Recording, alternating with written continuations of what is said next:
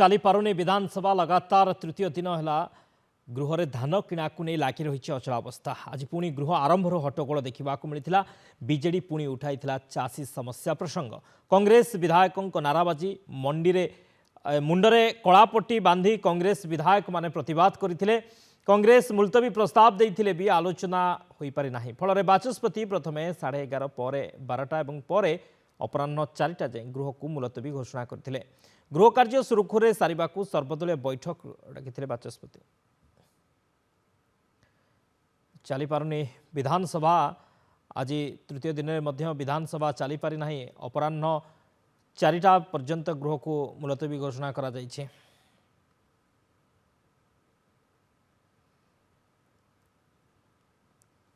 धान प्रसंग मंडी समस्या ए सबू को प्रसंग करिछि बिजु जनता दल। कांग्रेस मध्य नाराबाजी करिछि।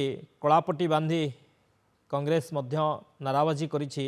मुलतवी प्रस्ताव उपरे कांग्रेस रो आलोचना होई पारला नाही।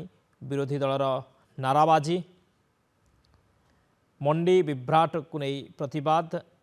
धान समस्या धान उठी पारुनी चाषी समस्या जहाँ को नहीं 3 दिन हेलानी गृह अचल अवस्था सृष्टि होईछि। गृह रे आज मध्य समान स्थिति गृह रे देखा मिलता।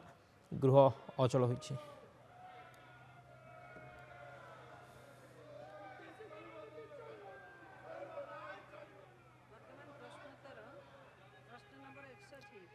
मात्र 7 मिनिट आज चली पारला गृह।